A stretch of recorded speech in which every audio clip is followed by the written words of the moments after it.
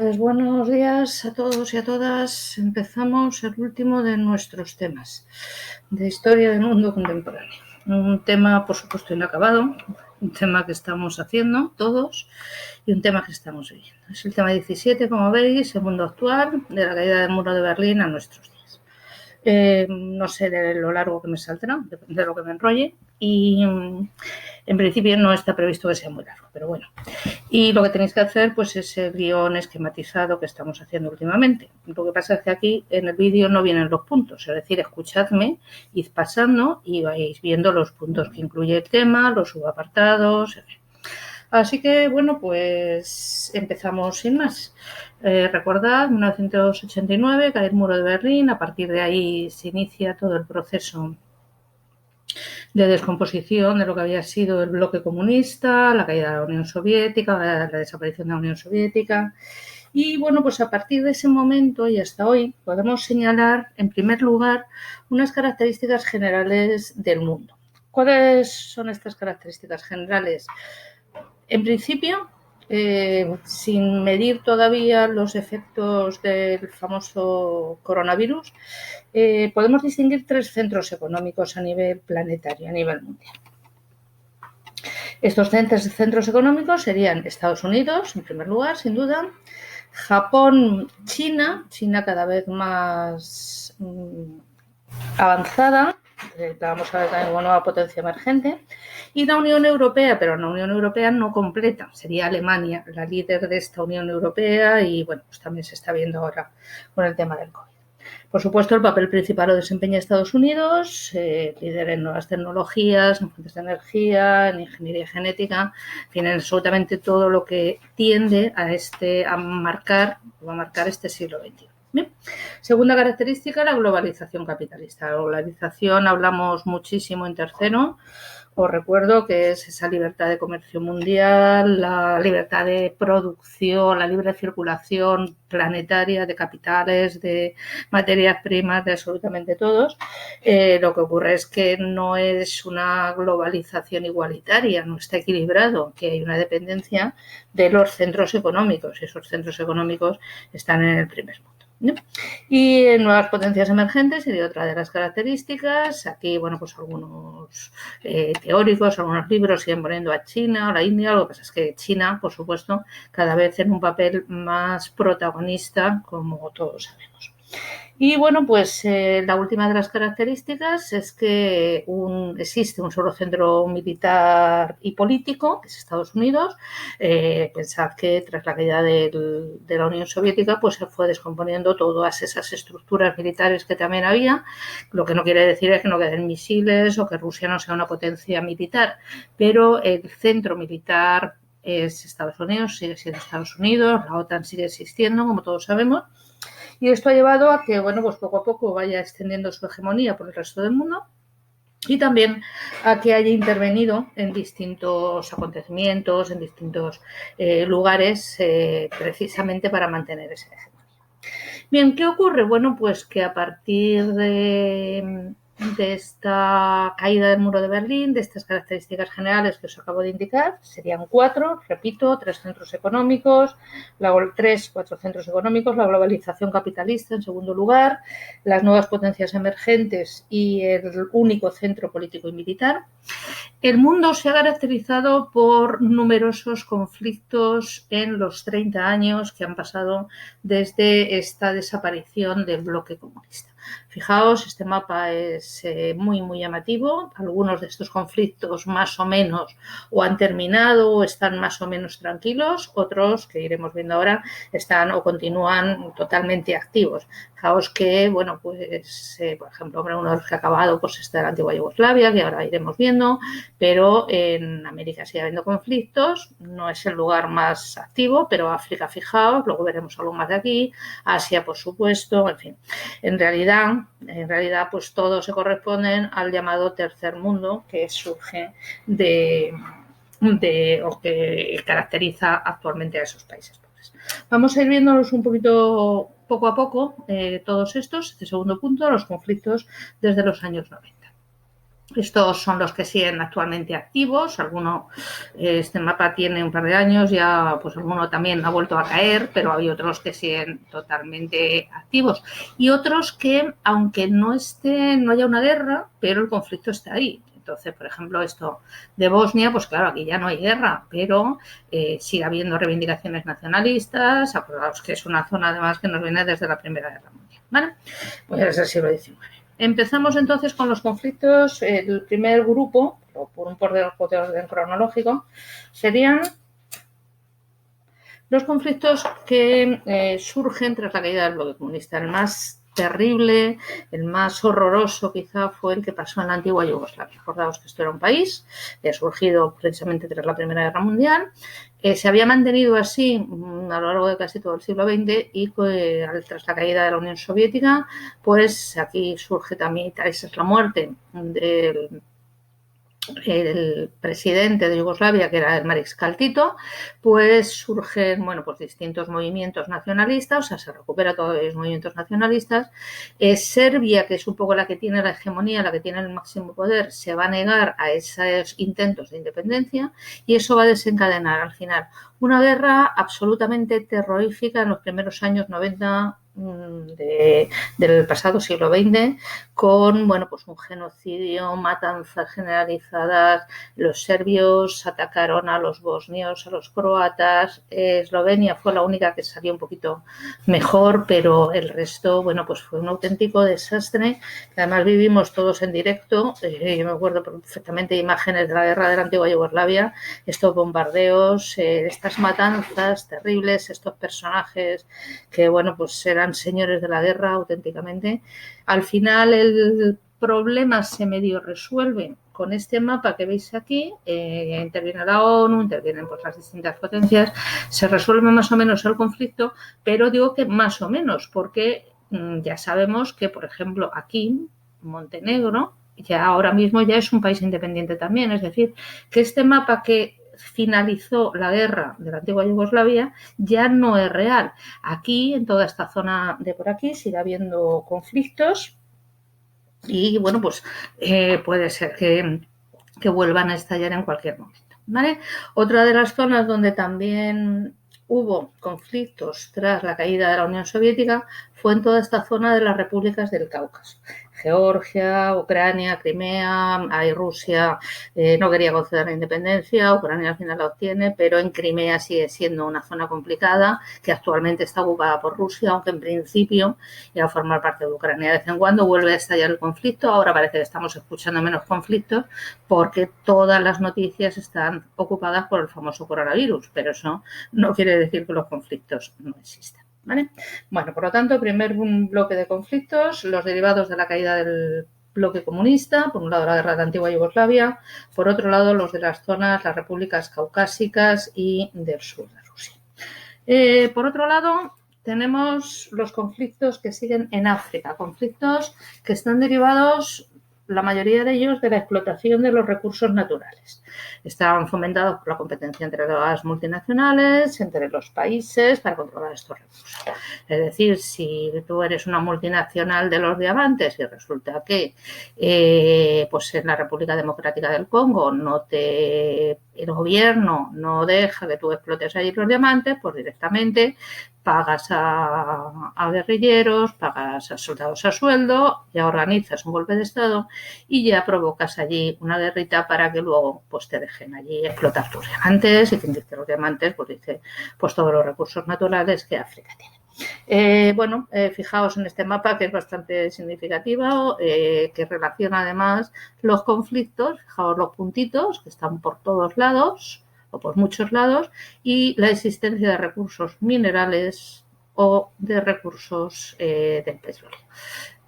Bueno, pues qué deciros de África, que no sepamos ya, qué imágenes no hemos visto del continente africano, que interiorizado no tenemos todos los mecanismos pues de los niños soldados en Liberia, en Sierra Leona, de la guerra, el genocidio de Ruanda, ahora veremos algunas imágenes también en los años 90, de cómo se extendió esto a la República Democrática del Congo, del hambre terrible que están pasando en toda la zona del Sahel, que es esta que veis aquí, y que provocada por la sequía, el cambio climático, ahora volveremos sobre ello, y que, bueno, pues ahí sigue, en Sudán, que al final termina dividido en dos países, Sudán y Sudán del Sur, como sabéis, en fin, ¿qué deciros? ¿Qué imágenes no hemos visto de cadáveres de niños pasando hambre, de niños en campos de refugiados, como veis aquí, de mujeres violadas, de gente huyendo de África como pueden y muriendo en el Mediterráneo? ¿Qué deciros que no sepáis, ¿no? O que no estemos viendo todos, absolutamente todos los días. Más cosas, las intervenciones de Estados Unidos para mantener su hegemonía. Esto, aquí nos tenemos que centrar sobre todo en toda la zona de Oriente Medio, en toda la zona de Irán, Irak, sobre todo, y los países del Golfo Pérsico. Aquí, bueno, pues tenemos que recordar la primera guerra del Golfo. Aquí tenéis a Saddam Hussein, uno de aquellos líderes que, bueno, pues habían estado con mucha importancia en los años 50, 60, 70, 80. Aquí ya deja de caer bien, nunca les había caído muy bien, pero aquí menos, y entonces, bueno, pues van a intervenir, es la primera guerra del Golfo.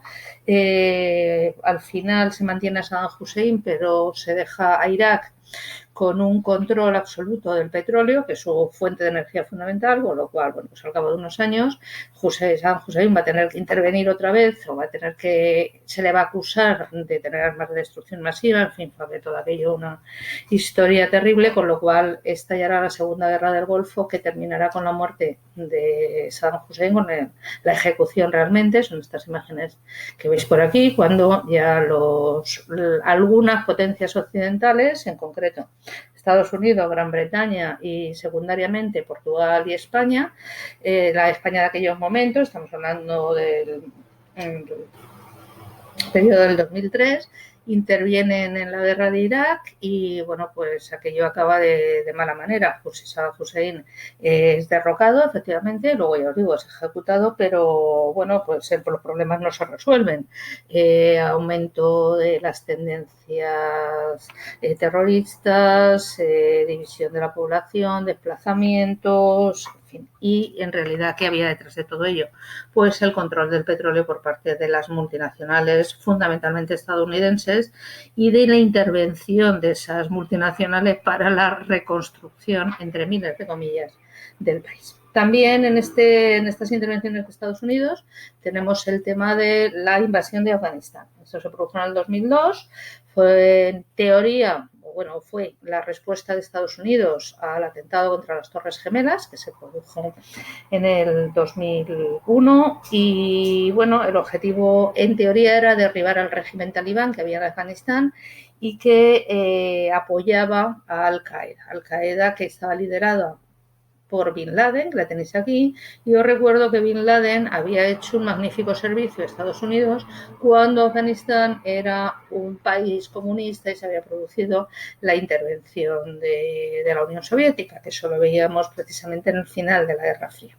¿Qué ocurre? Que ahora ya no es amigo, ya no nos interesa, con lo cual, bueno, pues se va a producir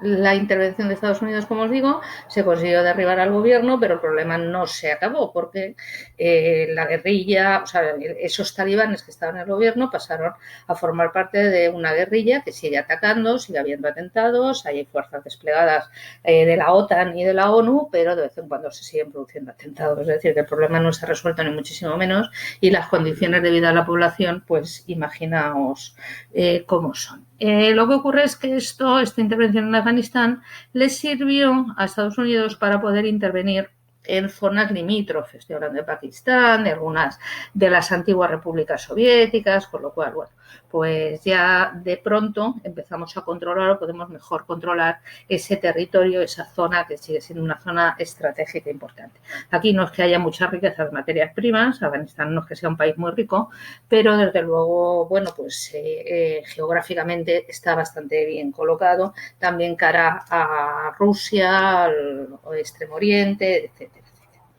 Vale, quinto grupo de conflictos. Bueno, pues la respuesta a esta hegemonía de Estados Unidos ha sido el terrorismo islámico, evidentemente. Es una forma de reaccionar frente a él.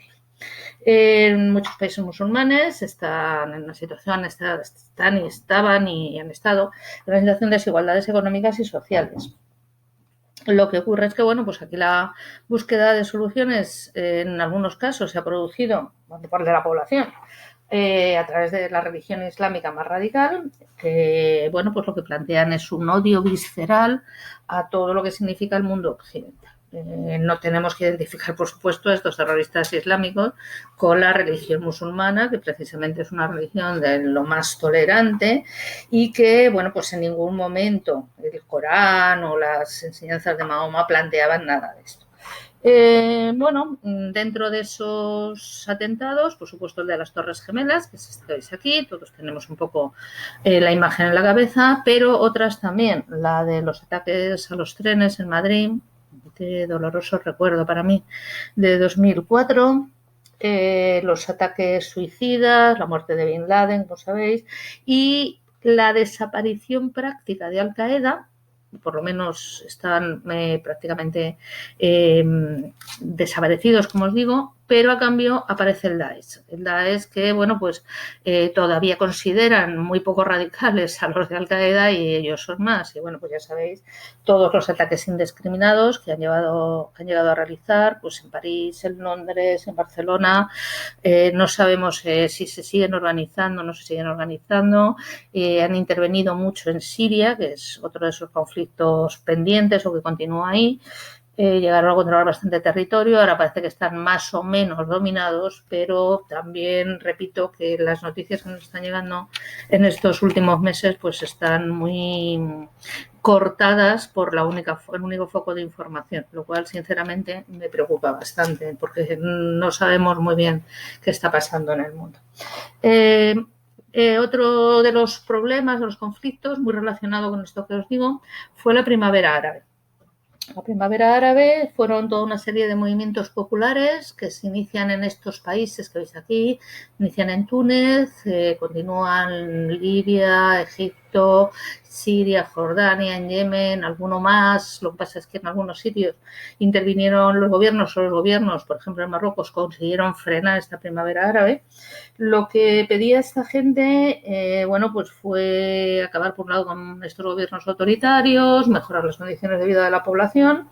En algunos sitios tuvieron un éxito relativo. Digo relativo porque luego al final no fue todo tan maravilloso como parecía esa primavera árabe. Fue el éxito relativo en Túnez o en Egipto, pero en otros sitios lo que hizo fue desencadenar un conflicto todavía mayor, como fue el caso de Siria, que la guerra en Siria, los desplazados de Siria, los campos de refugiados, las matanzas continúan, o lo que ocurrió en Libia. En Libia se consigue destituir al líder, a Gaddafi, y a partir de ahí se inicia un gobierno totalmente descontrolado, no hay nadie que controle bien la situación. Libia es un país rico pero tiene mucho petróleo y entonces, bueno, pues aquí hay muchos intereses. Y lo de Libia no ha acabado. Estas son imágenes de la primavera árabe en Túnez, en Egipto también, que ya os digo, tampoco se ha resuelto el problema porque en muchos casos lo que ha sucedido es que no es que se han establecido gobiernos democráticos, la manera occidental de entender esos gobiernos democráticos, sino gobiernos o controlados por el ejército bajo una apariencia democrática o bien controlados por fuerzas religiosas musulmanas muy radicales, con lo cual la libertad que había en países como Túnez pues se está acabando dentro de los principios del Islam. Mujeres se vuelven a llevar velo, en fin, todas estas cosas que ya vamos a ver. Y luego también, bueno, pues conflictos olvidados. Aquí vemos imágenes de África, como os decía, la utilización de niños, los niños soldados, condiciones de explotación para sacar oro o los campos de refugiados. Esta es la imagen, son campos de refugiados del Sáhara Occidental dentro de estos conflictos absolutamente olvidados. Fijaos la diferencia ya, esta es una imagen de justo cuando se montan los campos de refugiados en Tinduf, de los saharauis que tienen que huir tras la invasión de Marruecos. Esto ahora están un poquito mejor, han conseguido construir casas, pero aún así, bueno, pues fijaos, viven en medio de un desierto absoluto, no pueden, el agua potable prácticamente no existe. Y bueno, pues siguen necesitando muchísima ayuda, como os decía ya cuando veíamos el tema de la descolonización, es decir, el conflicto del Sáhara Occidental no ha acabado y además, como es una cosa que tampoco importa mucho a nadie, porque allí no hay riquezas, ahí no hay nada muy interesante, y como Marruecos es amigo de las potencias occidentales, pues interesa que la cosa esté ahí tranquila. Ya si haremos el referéndum, ya a ver quién vota, quién no vota, en fin, bueno, pues estas cosas que vosotros sabéis. Bueno, esto es una panorámica muy general, por supuesto, de todos los conflictos. Si me pongo, bueno, pues podría ir uno por uno, porque sigue habiendo conflictos en América Central, en América del Sur, también hay algunos, sigue habiendo muchos más en esas repúblicas de la antigua Unión Soviética, en fin, pero por lo menos un poco en general. Entonces, dentro de estos conflictos, os recuerdo, cara al guión esquema, conflictos de los años 90, los primeros, los derivados de la caída del bloque comunista, en segundo lugar, los conflictos derivados de la explotación de los recursos naturales en África fundamentalmente, conflictos inacabados, problema palestino-israelí, que ya lo habéis tocado, ya lo habéis estudiado en el tema anterior, en el tema de la descolonización, y que habéis hecho el informe, espero. La intervención de Estados Unidos para mantener su hegemonía con las guerras del Golfo, las intervenciones en Irak, fundamentalmente, la intervención en Afganistán, las respuestas por parte de estos países a esas hegemonías de Estados Unidos, que sería el terrorismo islámico, el tema de la primavera árabe, que ocupó ahí los primeros años de esta década de los 10, del siglo 2010, 2011, por ahí aproximadamente, y bueno, pues los conflictos olvidados como el Sáhara Occidental. ¿Qué conclusión podemos sacar o cómo acabaríamos este tema? Bueno, pues de una manera un poco triste, sinceramente. Vivimos en un mundo en el cual sigue habiendo guerras interminables, financiadas por el narcotráfico, por el comercio de diamantes, por las grandes multinacionales de los distintos sectores, apoyadas estas multinacionales, estos señores de la guerra, por las grandes potencias mundiales, Estados Unidos, pero también los países europeos. Además, los países afectados, todos estos que veis, en muchos casos tienen una incapacidad absoluta de cambiar la situación porque tienen una economía absolutamente dependiente de esas materias primas. Los gobiernos son corruptos, favorecidos precisamente por estas multinacionales y, bueno, pues la situación o la solución para su población, que es lo importante aquí, es huir, es buscar una vida mejor en los países europeos. De ahí todas esas imágenes tan terroríficas que vemos de gente cruzando el Mediterráneo, sea como sea, a una costa de morir, de ir a unas condiciones de explotación también terribles, pero que siempre van a ser mejores que lo que tienen en sus países. ¿De dónde vienen las armas para todos estos conflictos? Bueno, pues de los grandes países europeos y de Estados Unidos y de Rusia, por supuesto. Los fabricantes de armas a lo largo de toda la historia pues han sido las grandes empresas sobre todo a partir del siglo XIX, el siglo XX, ya lo hemos ido viendo, cómo esas carreras de armamento beneficiaban a unos grupos económicos determinados y esos son los fabricantes de armas que siguen siendo, bueno, pues los grandes capitalistas del planeta. A esto se añade pues la crisis económica que estalla en el 2008, que, bueno, no afecta a todos los países igual, por supuesto, fue una crisis mundial, pero no afectó a todos los países igual. Algunos nos vimos especialmente afectados, como fue el caso de España, el caso de Portugal, Grecia, pero otros países salieron más o menos rápidamente de esa crisis del 2008, que fue también crisis de superproducción, una crisis típica capitalista, de inversiones en bolsa además y de tema del ladrillo, la burbuja inmobiliaria. Ya creo que hemos ido comentando alguna vez algo en clase, ya creo que también os dije algo cuando en la crisis del 29, en aquellas preguntas que me hacíais. ¿Qué mundo tenemos? Pues un mundo terrible, un mundo que está lleno de conflictos y un mundo además en el cual pues seguimos viendo imágenes como estas y seguimos intentando ayudar en lo que podemos, pero la solución realmente no está en nuestras manos. Y luego todo el tema del cambio climático, muy relacionado pues con todo lo anterior, pero no solo. Cambio climático que, como sabéis, porque muchos habéis participado, bueno, pues en actividades en el septiembre del año pasado, ¿os acuerdo? El Día del Planeta y todo esto, la huelga. También es una solución difícil, porque, insisto, hay muchos intereses en las energías no renovables, hay muchos intereses en fabricar de una manera totalmente desatada. Fijaos esta imagen de de cómo es el planeta en el 2018, las zonas verdes, y cómo es el mismo planeta en el 2030, cómo se espera. El cambio climático está ahí, a pesar de los negacionistas, tipo el presidente de Estados Unidos y otros similares que lo siguen negando. Por ejemplo, en España Vox niega todo esto del cambio climático y dice que eso son tonterías. Evidentemente, repito, hay intereses económicos detrás, significa cambiar el modelo de producción, el sistema productivo, es decir, cosa que yo realmente aquí no soy muy optimista. Podemos hacer poquitas cosas, es importante que las hagamos, pero el problema es más de fondo. Y bueno, pues esto además, la situación de la crisis económica, el cambio climático, lo que hace es contribuir a aumentar las dificultades, ¿no? Las dificultades y las desigualdades entre las distintas zonas del planeta. Y bueno, pues a esto ya, para concluir ahora ya sí, el tema del COVID. No sabemos cómo vamos a salir de aquí. Probablemente en unos meses termine estando ya la vacuna, pero también este famoso coronavirus, pues muy relacionado, como sabéis, con los ataques a la biodiversidad por parte de los seres humanos, con el tema del cambio climático también, con el tema de los excesos en la contaminación que provocan mutaciones en virus que han existido siempre, pero que estas mutaciones pues ahí están y al final nos terminan afectando a todos. Económicamente, ¿esto cómo va a acabar? Bueno, pues mal. Nos espera un año malo, por lo menos en España, en los países más cercanos a nosotros. Italia, por ejemplo, va a ser un año malo. Poco a poco se irá saliendo, sobre todo a medida que esté ya la vacuna y que las cosas se vayan tranquilizando. Pero bueno, pues ahí estamos, un mundo que tenéis que cambiar vosotros, sin ningún tipo de dudas. Algunos somos ya mayores, intentamos hacer lo que podemos, pero en vuestras manos está cambiar pues todo esto tan terrorífico que hemos visto. ¿Vale?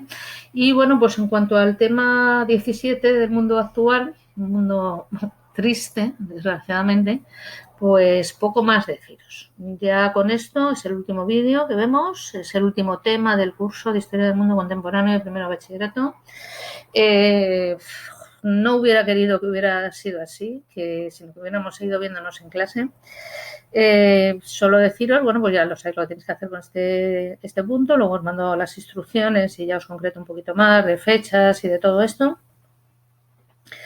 Y bueno, pues que espero veros a todos en segundo de bachillerato, así que por favor, los que tenéis evaluaciones pendientes, los que tenéis actividades sin entregar, sean mías o sea de cualquier otro profesor o profesora, empezad a mandarlas porque las condiciones son fáciles, pero no son de regalo, como ya sabemos.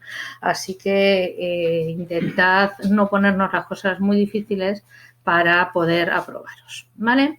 Me despido de todos vosotros, que tengo muchas ganas de veros en clase en todas partes y que espero que, bueno, pues os haya resultado interesante la asignatura y espero también veros el año que viene. Ya veremos en qué asignatura nos vemos, ¿vale? Venga, un beso muy grande para todos, os echo mucho de menos, ya lo sabéis, y nos vemos pronto, ¿vale? Venga, un besazo.